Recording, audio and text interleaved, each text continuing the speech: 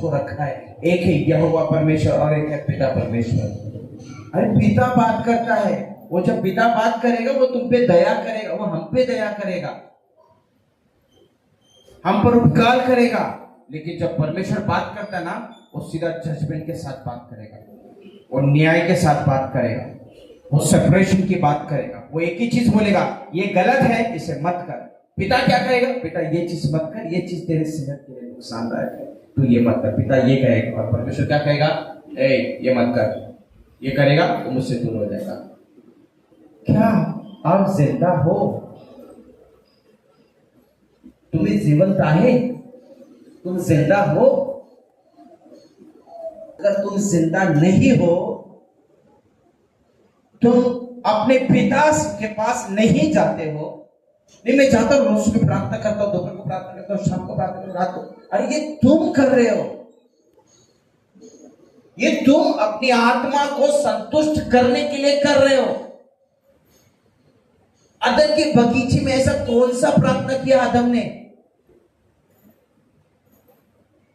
ऐसी कौन सी बहुत बड़ी प्रार्थना क्या किया अदन के बगीचे में आदम ने?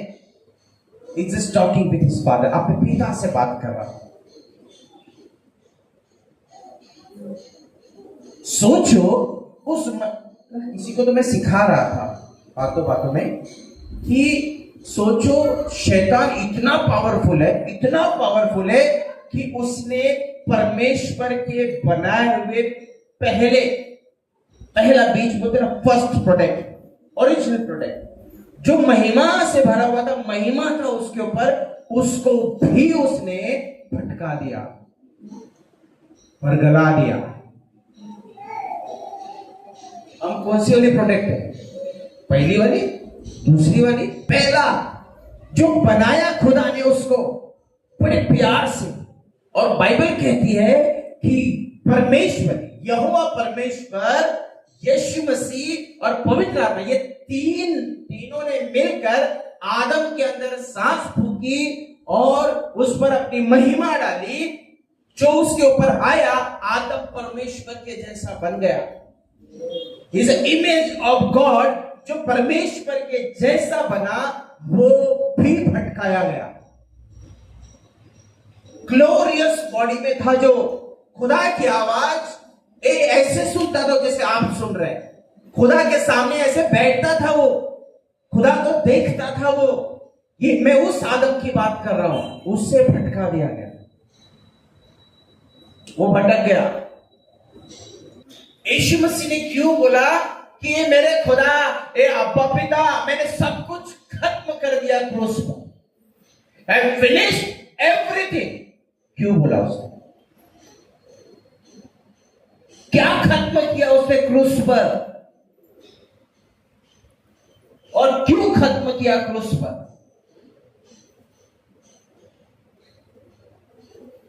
फिनिश, खत्म हुआ। ये जो वर्ड है ना, ये वर्ड, ये शब्द यीशु मसीह को अपने पिता से अलग कर दिए। कमिटमेंट देखो यीशु मसीह का, अधीनता देखो यीशु मसीह की।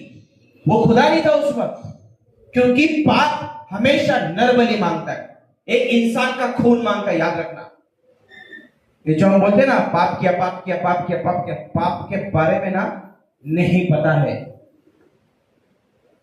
विचार किया, पाप किया, चार क्या बोलते हैं, 4 गाली दिया, पाप है। ये अर्थली फ्रूट है।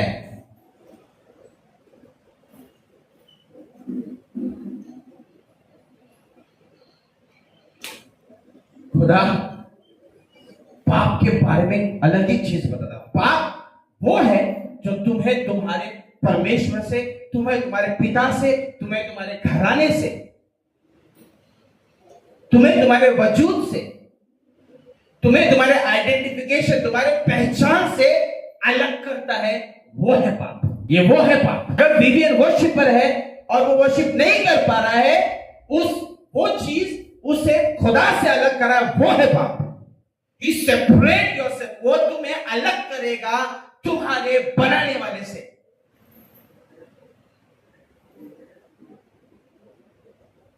चार लोग के साथ सो गया, पाप। हाँ रे बाबा, ठीक है। भी आके खुदा के सामने क्यों गिरा है? क्योंकि बाइबल में शब्द है ना, पश्चाताप, क्षमा, ये मैं तो खुदा से कहता हूं ये निकाल दे, कम से कम सुधरेंगे तो डर के।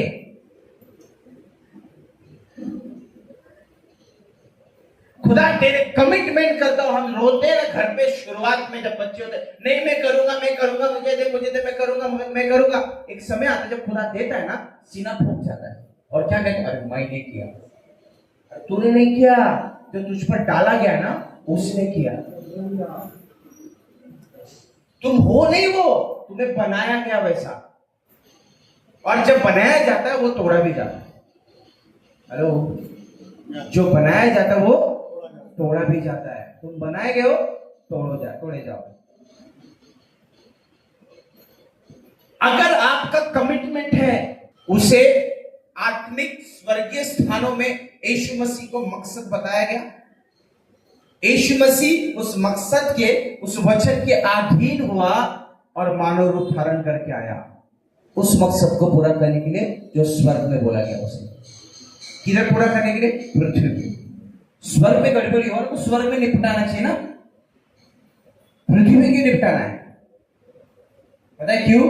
क्योंकि आप और हम जैसे लोग हैं ना, कॉलर टाइप करके बोलते कि आई एम द बेस्ट, ये सब पता है। मुझे नहीं पता आप लोग कैसे चीजों को लेते हैं, लेकिन जब ये सब गाने में बैठता हूं, मैं गुनगुनाता हूं, मैं सोचता हूं, मुझे रोना आता है। मेरे वजह से, बिकॉज ऑफ मी, मैं मेरे वजह से आ गया, मेरे वजह से मैं कारण बना स्वर्ग का घर तोड़ने के लिए, मैं जिम्मेदार बना, मेरे वजह से तो आया यीशु मसीह। तो बाप तो बिना बेटी के रह गया ऊपर, और बाप बोलता है ये तुझे पूरा करना है। यस फादर, यस मैं करके रहूंगा। और वो आता है, 33.5 साल उसने काम किया। कितना? ना दिन देखा ना रात देखा। लोग कहते हैं यीशु मसीह गरीब था, पर मैं उनको कहता हूं कि तुम्हारी सोच गरीब है। लोग कहते हैं यीशु मसीह अभिषेकित था, मैं कहता हूं तुम छोटे हो, वो खुद अभिषेक था। उसके पास अभिषेक नहीं था, वो खुद अभिषेक।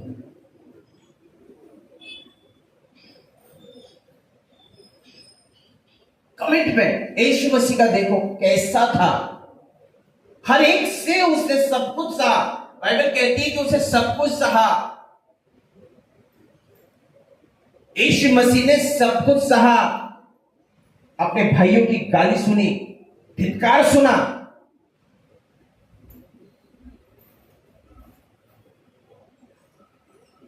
कोई साथ नहीं दिया। Is going to birth something. वो कुछ पैदा करने जा रहा था, और जब उसने पैदा किया, वो मर गया। उसे पवित्रता को पैदा कर दिया सारे पृथ्वी के लिए। वो दाता बन गया शांति का, वो पवित्रता का दाता बन गया। उसे खत्म कर दिया अपने आप को, क्योंकि जब तक मरेगा नहीं तब तक आएगा नहीं। उसे कबूल किया उस मौत को, क्योंकि उसे पैदा करना था। बहुत समथिंग स्पेशल, एकदम स्पेशल पैदा करना था उसे।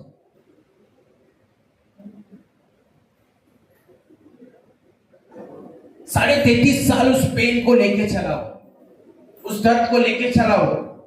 क्या नहीं हुआ उसके साथ? मैं गॉस्पेल प्रीच कर रहा हूं, मैं कोशिश कर रहा हूं आपको ये बताने के लिए कि कमिटमेंट कितना जरूरी है, और कमिटमेंट जब हम करते हैं उसके अंदर मोहब्बत होना कितना जरूरी है, प्यार होना कितना जरूरी है। इफ यू लव जीसस, तुम कमिटमेंट कर दोगे। क्यों मैरी का गर्भ? मैं ये सवाल पूछता हूं खुदा से, क्यों मरियम का गर्भ, किसी और का क्यों नहीं? क्यों मैरी? कोई और नहीं थी? मैरी की बहन और बहुत सारे लोग थे, बहुत सारी औरतें थी। क्या वो धार्मिक नहीं थी? क्या वो खुदा की नजर में धार्मिक नहीं थी? क्यों मैरी? क्यों वो जगह? क्यों मैरी? क्यों जोसेफ? क्यों वही चुने गए और उस स्थान पे रखे गए? आप लोग क्यों चुने गए और इस स्थान पे रखे गए? क्यों आप चुने गए और स्थान पे रखे गए? क्योंकि मैरी के जरिए परमेश्वर उद्धारकर्ता को पैदा करने वाला था, और आपके और हमारे जरिए, यहाँ पर जितने बैठे हमारे जरिए वो अभिषेक को पैदा करना चाहता है। आपके और मेरे जरिए वो पूरे एरिया में अपने सामर्थ्य को पैदा करना चाहता है। ये बताना चाहता है कि हाँ, मैं हूं और मैं इनके जरिए काम करता हूं, ये मेरे हैं। मैरी के जरिए यीशु आया और पूरे जगत ने उसे स्वीकार किया। आपका और मेरे जरिए अभिषेक जाएगा, उसकी महिमा जाएगी, उसकी सच्चाई जाएगी। लोग कहेंगे हाँ, इनके जरिए नालासोपारा में, वसई में उद्धार सच में कार्यशील हुआ है, उद्धार में जीवन पाया है, उद्धार ने जीवन पाया है। उद्धार आके बैठे लेकिन सो है। उद्धार कभी सोने नहीं देता और बैठने नहीं देता, वो हमेशा जगा रहता है। हम अपने बच्चों को इजाजत देते परमेश्वर के खिलाफ जाने का, तो जो हम करते ना उसका परिणाम हमारे बच्चे भुगतते हैं।